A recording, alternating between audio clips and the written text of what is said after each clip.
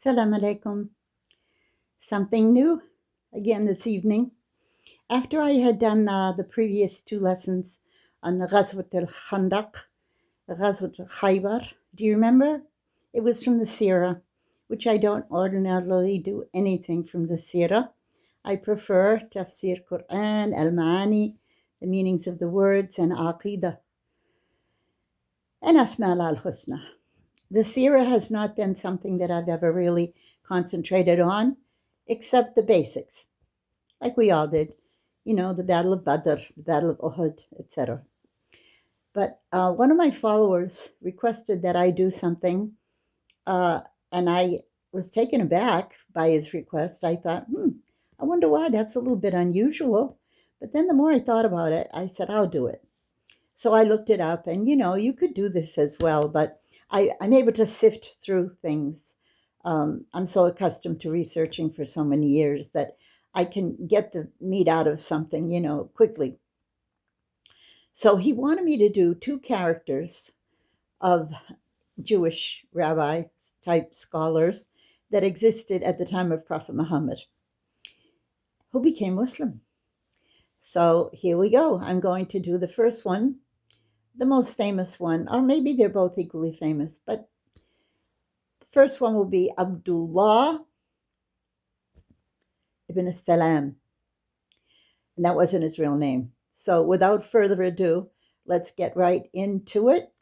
And I'm going to just specifically tell you what I do. I read things that I've sifted through, and then I choose what I think is most appropriate for you. Abdullah ibn Salam was a highly respected Jewish rabbi in Medina who converted to Islam after recognizing the signs of the final prophet Muhammad in the Torah. Initially named al-Hussein ibn Salam, he was known for his piety and knowledge, dividing his time between worship, studying Torah, and tending his date palms. Upon hearing reports of a prophet in Mecca, he investigated and was convinced. His conversion was dramatic. After his family and other Jews praised him before he became Muslim, they turned against him when he publicly declared his faith. But he remained steadfast and devoted to his new religion. Let us discuss first Rabbi al-Hussein ibn Salam. Respect and piety. He was a respected rabbi in Medina, known for his honesty, piety, and humility. His daily routine consisted of, he divided his day into three parts: worship, teaching in the synagogue, and studying the Torah, and working in his orchard. So we're repeating what was already mentioned in the introduction. He had been longing for the final prophet. He was particularly struck by verses in the Torah that spoke of a final prophet, and he prayed to live long enough to see him. When he heard about Muhammad, he was convinced by the prophet's descriptions that matched those in the Torah. When Muhammad arrived in Medina, Abdullah ibn Salam instantly recognized the prophet and declared, Allahu Akbar. He converted to Islam, and the prophet gave him the new name, Abdullah ibn Salam. He first introduced his family to Islam, and they all accepted the new faith. The Jewish community's reaction when the Jewish leaders were asked about him, they praised him. But when he converted, they immediately turned on him, calling him ignorant. Despite the criticism, he became a devout follower of Islam, devoted himself to the Quran, and spent his time in the company of the Prophet. He became a close companion of the Prophet Muhammad and was known among the Muslims as a man of paradise. He was devoted to learning and teaching. He became an effective teacher in the mosque. He's credited with participating in many battles during the Prophet's time. He influenced commentators on the Quran, especially Tafsir al-Qurtubi and Ibn Ishaq. He participated in the conquest of Syria and died in Medina. Now, we have some other, I have to include this because, in all honesty, there are some issues regarding Hadith collections. Now, the next person I was requested to research, I'll do another lesson right after this one, Ka'b al-Ahbar. And he's more, you can say, controversial in the subject of how legitimate are the Hadith collections. So finish this first, and we'll get on to the next one. Someone said, there's criticisms now coming. He was supposedly a Jewish scholar who converted to Islam, but I've been having some doubts. And then they go on with the doubts, which I don't think is beneficial here because you can read it for yourself. Was he a Shia? Well, let's see what that says.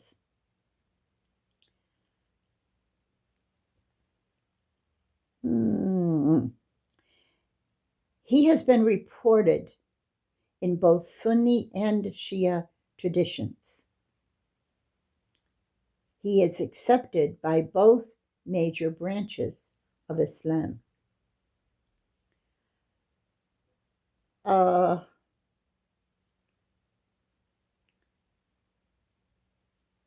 don't think there's anything really that could be added that much. Could he have been a literary character that never existed? Well, you see, this is why, being perfectly honest with you,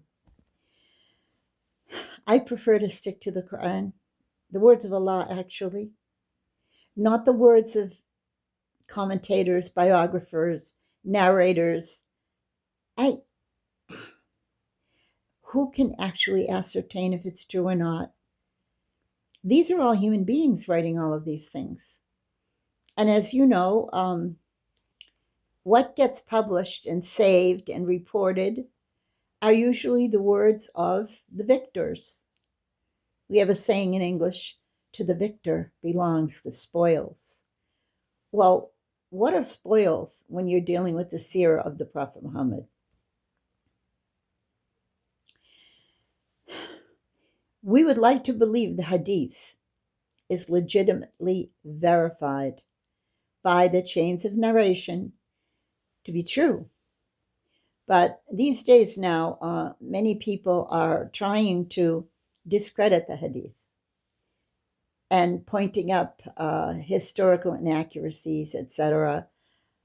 I wouldn't even pretend to delve into these criticisms because I am not a specialist in the Hadith. I do enjoy studying the Hadith, and I have passed an exam in Mustalahat al-Hadith in Cairo. However, once again, I prefer the words of Allah in the Quran and the tafsir and the ma'ani and the Arabic language. But when someone asks me to do something, and I know I have the capacity and the time, I'll try to do my best. But I'll just let you know that There are so many videos on YouTube of this man that I had never even had the slightest inkling to listen to or interest in. But there he is. Now, why is this so? Whatever he did, we will never really know what came of it. But you see, this has come into, let's say it's come into play now because of Hadith criticism and because of the vitriol, and rightly so, against anything, quote, J word, that has to do with Israel. And you know, just today, Sheikh Sajid, whom I know well, he had a short YouTube video today about a Protestant preacher man who was just blatantly lying. You know, if you have time, look it up, Sheikh Sajid today. It was just preposterous what this man was saying. And I was so frustrated that Sheikh Sajid did not reply in the way I would have liked. So I just replied myself and I put it in the comments. And I wrote it in Arabic and in English. I'll say a few here in English. That this behavior has been cursed by our prophet, as we know, Dawood and Isa ibn Maryam. If I say a little bit in Arabic, it's stronger. لعنوا أعوذ بالله من الشيطان الرجيم بسم الله الرحمن الرحيم لعنوا الذين كفروا على لسان داود وعيسى ابن مريم. Oh, لعنوا, passive form of the verb la'an, which means to curse. Yes, our prophet David, Daoud, and Isa ibn Maryam, both of them cursed the kuffar. Which kuffar are we talking about? Yehud. Those who did not believe in the message when it came. That's when they're called Yehud. You know this whole thing about Banu Israel? What's the difference between the tribe of Israel, Yaqub, Jacob, and the Yehud? And I did mention this on Sajid's channel briefly because I say it all the time. I probably said it 100 times here. Yes, they were the chosen people at one time.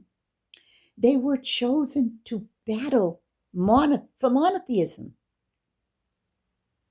That's why when they say we're not worshippers of Jesus, no, we're monotheists. Well, yes, but you see, you have to believe in all the prophets. You can't just pick and choose the ones you like and then discard the rest. No, you have to believe in all of them. But at this time, the main problem was, you're not even going to believe in Isa as a prophet? No, they did not. So this is why Lu'ina, they were cursed by Daoud. Now they call him King David, and they've also tarnished his story as well. But David, why was David making a la'an? Why was David cursing them? Daoud. Perhaps it was because they wanted to call him king, and he knew he wasn't a king. And then, of course, Isa, they just made a living out of denying him and ridiculing him. And, you know, the Pharisee story and what came out of that. Now, maybe you don't know what came out of that, because I was mentioning this to someone born Muslim who, you know,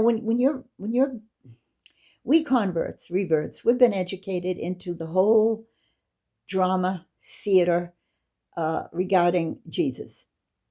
And there's just so much. I don't have time right now to even start with you about the stations of the cross, about how we had to memorize them, and they were like 12 of them, and it was showing on the way how Jesus was carrying his cross, and then he fell down, and the Good Samaritan helped him pick up his cross. I mean, all of this drama and theater that we were exposed to, it's beyond belief, the brainwashing that we were subject to.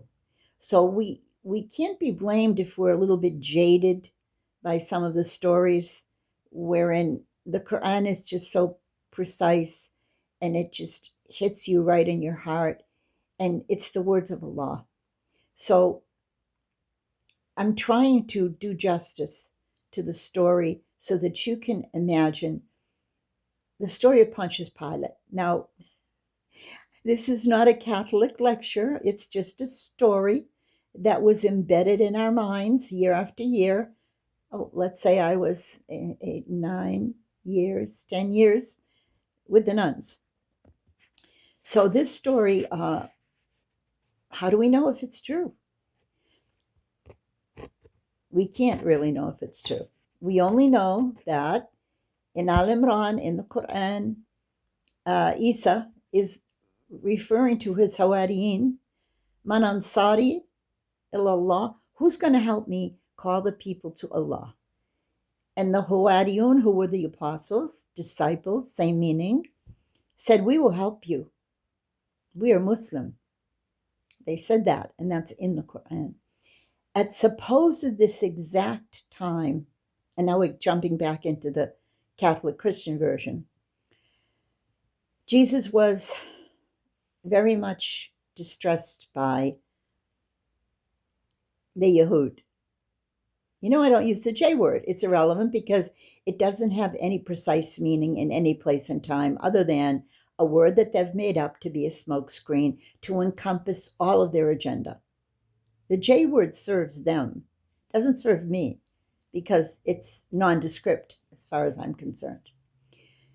Anyway, while he's suffering like this, he's brought before Pontius Pilate, the governor general of that area of Palestine.